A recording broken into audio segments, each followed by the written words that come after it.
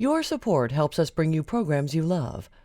Go to wyomingpbs.org, click on Support, and become a sustaining member or an annual member. It's easy and secure. Thank you. The Wyoming Department of Health celebrated a major milestone for its healthcare facilities project with a ribbon-cutting ceremony in Evanston at the newly modernized Wyoming State Hospital. Established by the territorial legislature in 1887, we'll take a look at the state hospital with some of its history, its current vision, and its new facilities next on Wyoming Chronicle.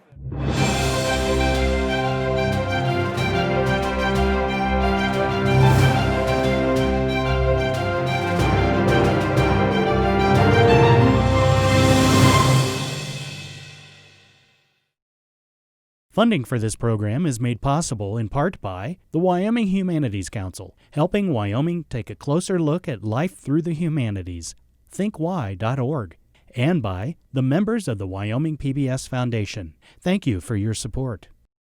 And we welcome you to this very special Wyoming Chronicle on the grounds of the Wyoming State Hospital in Evanston. I'm Craig Blumenshine with Wyoming PBS, and we're pleased to be joined by Bill Ryan, the superintendent of the state hospital, and Stefan Johansson, who is a Wyoming Department of Health Deputy Director and Work Group Chairman. Thank you both for joining us. Thank you. Bill, I want to begin with you. This is a very special day with what we're celebrating here, really, as far as facilities go at the state hospital.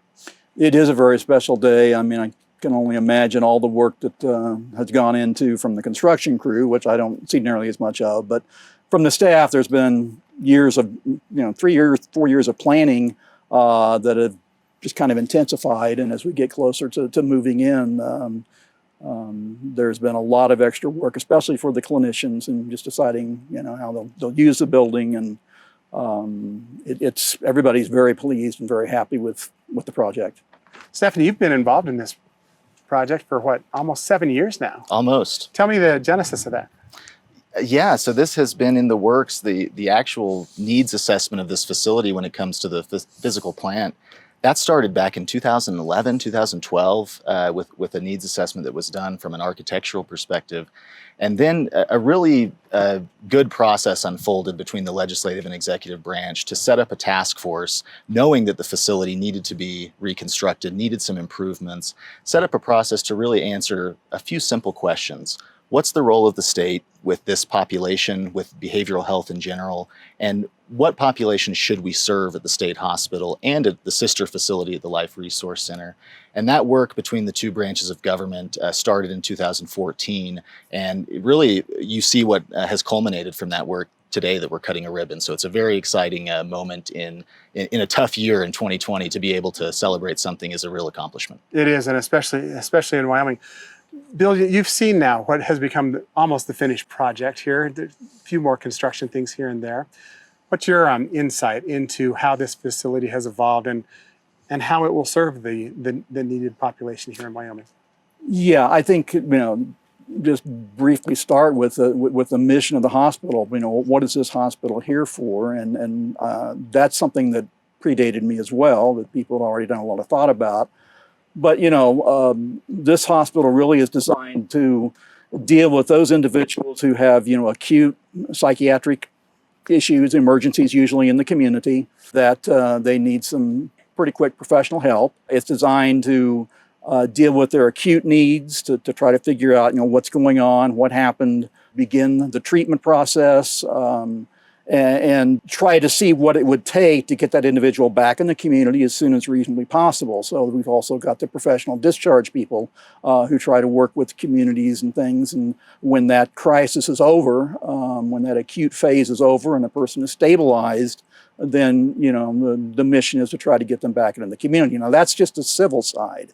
Wyoming in this hospital also deals with the criminal forensic side, which is in support of the criminal justice system, the courts, and while individuals usually are going through their pretrial stages, the hospital receives people committed by the courts for trial competency evaluations, for criminal responsibility evaluations, and then for the treatment, if in fact somebody's not competent to stand trial or they're found, if you will, not guilty of reason of insanity or to lack criminal responsibility, then there are those restoration and treatment processes that go on here. So, the Wyoming State Hospital does some very specialized work But what it does impacts virtually every part of every community throughout the state. I mean, you're talking about, local district hospital. You're talking about emergency services. You're talking about the community mental health centers. You're talking about the law enforcement agencies, the courts, the families who are,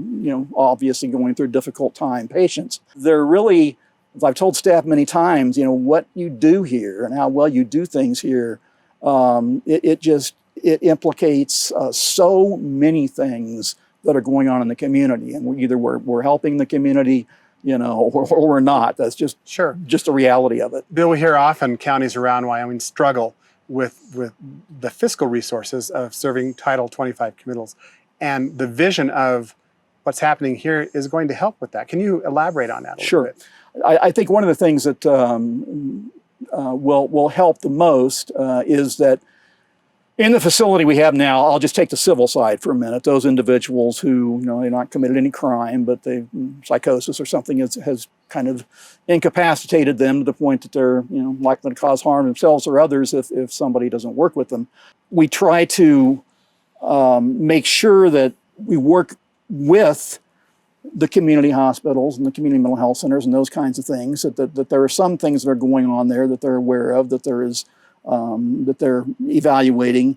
But the hospital itself, there have been some handicaps with the old facility. One of those is that we had a lot of two-bed rooms. And when you have two-bed rooms, you have, gender issues. Maybe we have some open beds, but we don't have a male bed or a female bed. You find some individuals who, because of the nature of their illness and the acuteness of it, they can't really live with a roommate. It just, they're just not there to the point where they can live with somebody else. So that has taken some beds just kind of out of the system when you have to have, when you have the two-bed rooms. Here, the concept and design was that they would all be single-bed rooms. And so that just takes that out of the equation, that you don't have an empty bed you'd like to fill, like to get somebody out of the community or a hospital, but you just can't because of those handicaps. So that's one of the things that the new hospital was intended to deal with, and I think it will help increase that load. And part of the vision, too, is longer-term residents who are here today will likely end up in Lander after proper assessment, which will also free up space, if you will. Is that part of the vision? That's right, Craig, and it's an important part of the vision for this facility that really that task force that I mentioned before under the former administration and the former administration of the health department really developed a vision of what we call one facility with long streets. So it's not every population that's shared between the two facilities, but some of the ones that are important to that mission are long-term care clients that are currently here at the state hospital who really have nowhere else to go. Private sector facilities either can't or won't accept that type of clientele for various reasons. And the sister project that's going on in Lander at the Life Resource Center, hopefully opening next spring in 2021, will be able to more appropriately and more suitably treat that population. That, in addition to what Bill mentioned about just the physical plant increasing our capacity at the state hospital, that population being able to transition to the Life Resource Center and be served in a more appropriate environment will again free up capacity at the state hospital to allow it to function in its true mission, which is an acute psychiatric stabilization facility. Because essentially those long-term populations here in Evanston, they occupy short-term beds, which then has an upstream and a downstream impact on the communities, the counties that you mentioned, where folks are unable to, attorneys and judges are unable to get people out of emergency rooms, sometimes detention centers, in a short amount of time to get therapeutic treatment. And that's what we really hope to improve over the coming year when these two facilities, the Life Resource Center and the State Hospital, come online fully. Bill, it's apparent to me that the State Hospital, of course, has a tremendous impact on the community of Evanston. Let's talk about the statistics. How many employees are here? Well, we have 100 patients and somewhere in the neighborhood of 300 employees. But that's across clinical employees, maintenance employees, dietary employees. The whole gamut. I mean, when you look at a state hospital, you're really looking at a little city. I mean, it's kind of, self-contained in terms of everything you need has to be there.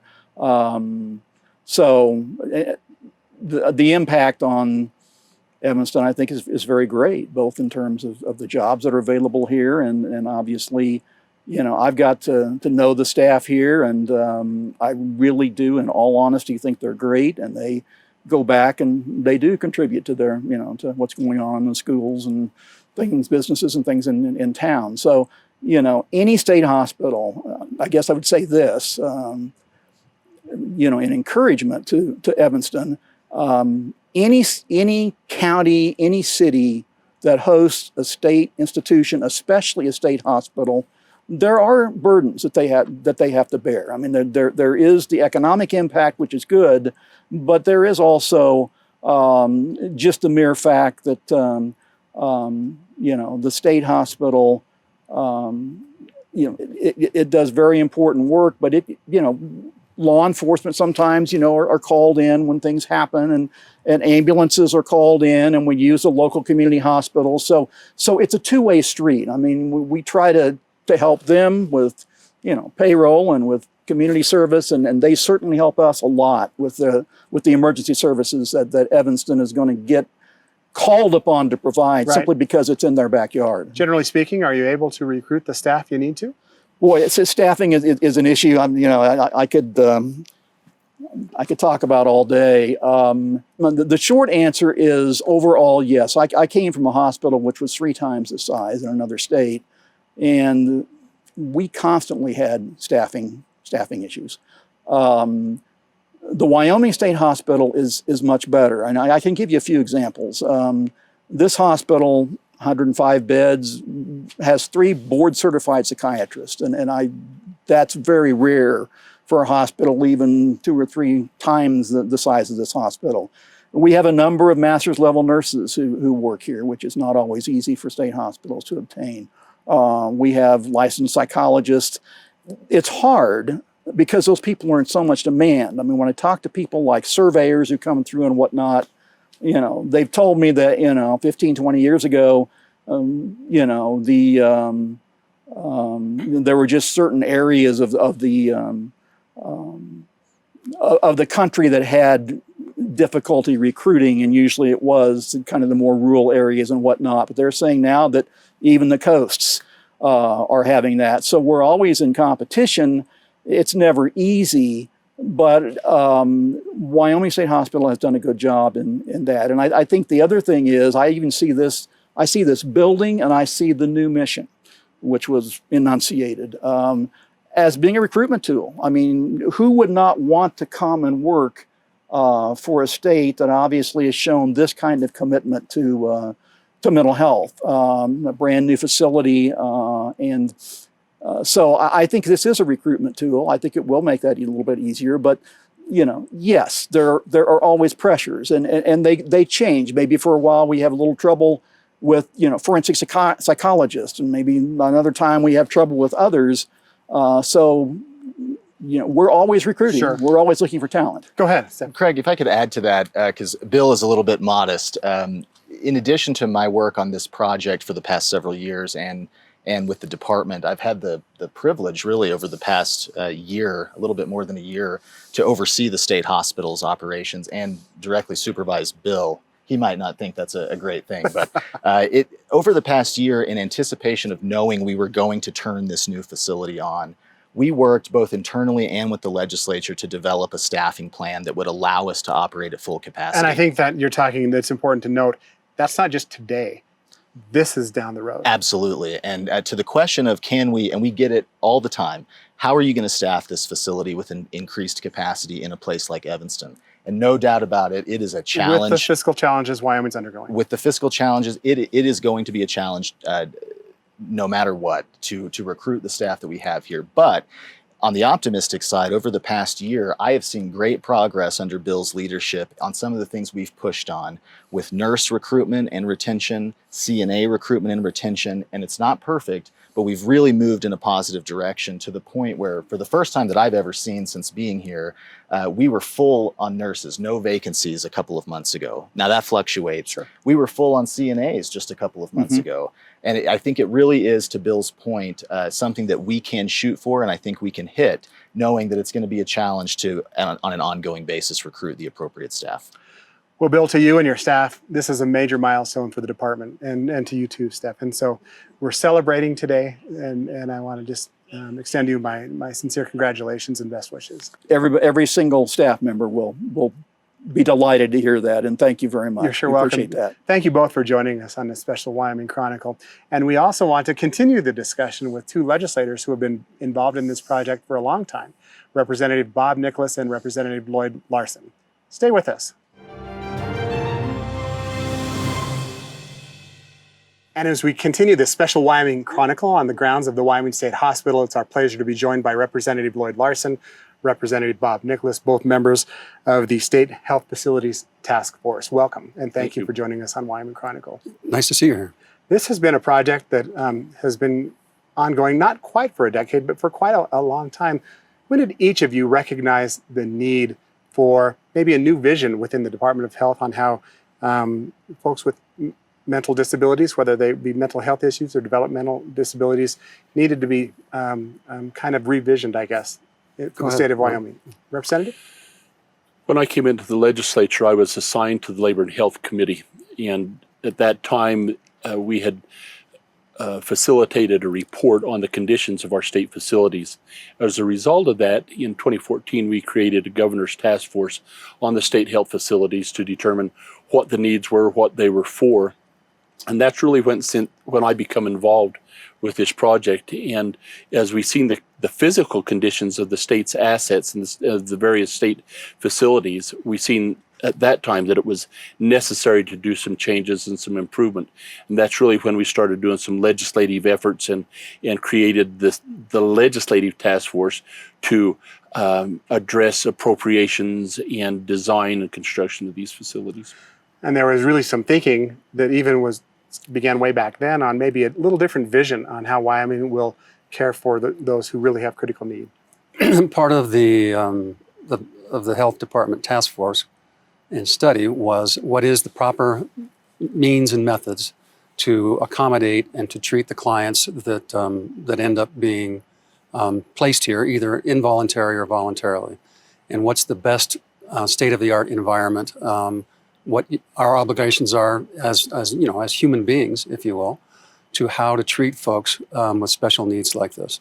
And as part of the original task force and the legislative task force, we went to Montana, we went to Oregon and various other sites to find out what the state-of-the-art mechanisms were. We retained experts in the field, came back from back east, to help the design and the process and how you deal with ligature risks, people who are risks to themselves, the type of treatment that they require, the type of facilities that's necessary. And it was a very long process. So, like Lloyd, I started in 2014 when we created the State Facilities Task Force to evaluate the whole process and to retain experts to come in and teach us what we need to do and how we need to build it. And there's an ongoing project, of course, in Lander at the Wyoming Life Resource Center, formerly the Wyoming State Training School. That's part of really what we are enjoying here today in the celebration of this new facility here in Evanston. So an interesting conversation took place in the government's task force before we created the legislative one, where the director of the Department of Health, who at that time was Tom Forsland, we had a group of us together, health officials, legislators, and he says, let's just throw everything outside. Don't worry about budget. Don't worry about Constitution. What is the role of state government in taking care of these people, and how would we do it if we could just start completely over? Which I think was a very innovative way of looking at, because it shed the traditional means and methods of the way that we looked at the population served, where they're served, and whatnot. We said, well, if we could start over in an unadulterated world, we would probably build one facility, take care of all of the state's needs, someplace centrally in Wyoming, perhaps Casper, perhaps some other place. But then you put the Constitution in place that says the state hospital is in Evanston. You look at the impacts that the retirement home has on Basin, that the Life Resource Center has in Lander, and the ability to recruit people there. That's when you started formulating the plan that we now have, which is that how we take care of people who are at the state hospital and at the Life Resource Center are under one roadmap, and it's kind of one facility with a long hallway between Lander and Evanston. And so people will come here, and depending on the diagnosis, it may be a commitment to Title 25 or Title 7, or it may be somebody that's come from a nursing home that has dual diagnosis and really shouldn't be in the state hospital, but could be transported to Lander and would be accommodated in the new skilled nursing facilities that we are building there. And at that point, the mission is that there's an exit strategy. We're the safety net.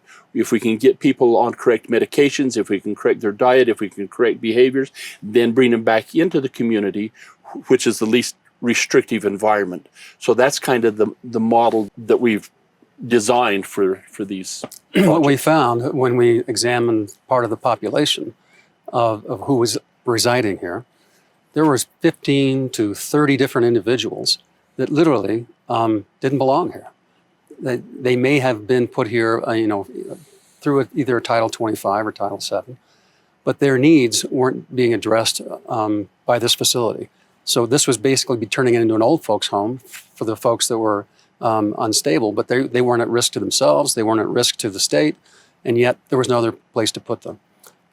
So you examine what we were doing, and I said, well, we got to fix it. We're going to rearrange it, redefine the mission of this particular facility, and redefine the mission for the Wyoming Life Resource Center, and make them work together in a more economical, more appropriate manner, and treat people better as part of how we take care of our special needs folks. And we were fortunate enough, this was 2014, 2015, that we had some excess revenues. So we were able to grab some of those, because this became basically the first priority for the health department and then by the legislature to fund these two new buildings. And since 2014, the combined project is roughly 160 million, maybe slightly more than that. So it's an amazing project, what we've done, and it's a service to the people of Wyoming and to the people that here and to the people that work here, and to take care of the people the way we should. So. And we're a few hours away from really celebrating that in a ceremony. Right, yeah. But each of you have toured this now several times. So here we are today. What's going through your mind on the actual facilities and how it has come to fruition? To me, it's a sense of gratification in light of all the coordination that's gone through, starting with Governor Meade, who was very, very supportive, moved to Governor Gordon, who's been very supportive, gone through 2 presidents of the Senate, a couple of speakers, 3 speakers of the House of Representatives, who have all engaged in supporting this effort for the citizens of the state that this will serve. It's very gratifying to see that type of coordinated effort to get this type of project done, and this is a culmination. This is a celebration. We're thrilled about what we've accomplished. The interior of the facilities, and our viewers have seen now some of the B-roll that we've shot. Is that what you had in mind maybe eight years ago or so? We didn't know. We didn't have anything in mind. I mean, we went with the Department of Health to learn what it needs to look like. And honestly, so Lloyd has been the chair of the committee. But this committee meets typically once a month for the last 2.5 years. And so we go to Lander, we go to Evanston. We have meetings, we meet with the architects, with the designers. And so we tour this every single month. And we've done it now for 2.5 years. And it's just amazing that we're finally here. And so we're proud of it. Is it perfect? Well, we don't know. But it's the state of the art. And it's a nice sense that we're fulfilling the obligation that when we started this out, and that and we've had lots of issues with different things over time, and we're constantly battling new different issues in terms of the contracts, in terms of costs, in terms of staffing, all the things that take place to operate a facility like this. And it's very gratifying. So I think in the design of this, it's very gratifying because we reached out nationwide to find people who had experience with psychiatric facilities. There's not a lot of them. HOK out of St. Louis was the architect of design, and they were in coordination with A+ out of New York, and those two have helped us. And the first thing they'd done in the design of this project is we went to Lander Life Resource Center. We brought all of that staff in. Likewise, here in Evanston, we brought all the staff here and says, how should this look? This wasn't a design that was created in St. Louis. It was a design that was created in Evanston, Wyoming, from the people that work with the people that reside here and are treated, and said, this would serve us much better for a pharmacy. This would serve us much better for a nursing station. They would bring in ideas because they have broad expertise in these type of facilities, but it was done really in consultation with the people that were employed and administrating in that. And I just was very pleased with that effort to include local input. My recollection is it took roughly a year and a half to go from the public meetings and working through the designs of both facilities, month after month, the recommendations, suggestions, come back at 2 months later with the new designs, updates from the architects, and rehash it over and over again.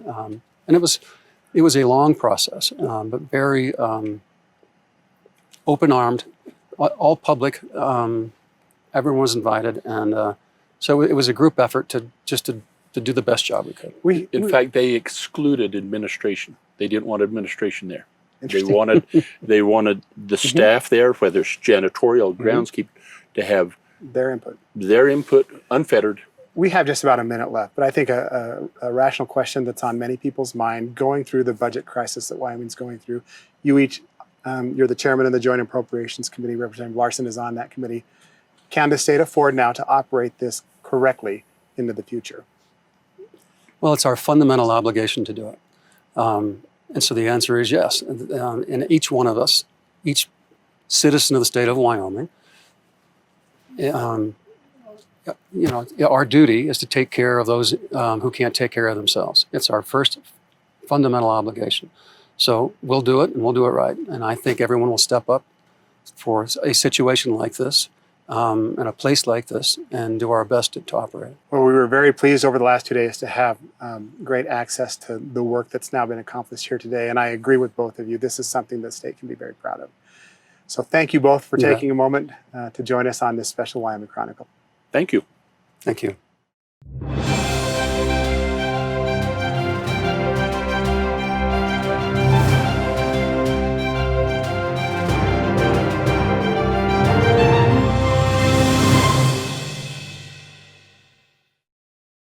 Funding for this program is made possible in part by the Wyoming Humanities Council, helping Wyoming take a closer look at life through the humanities. thinkwhy.org. And by the members of the Wyoming PBS Foundation. Thank you for your support.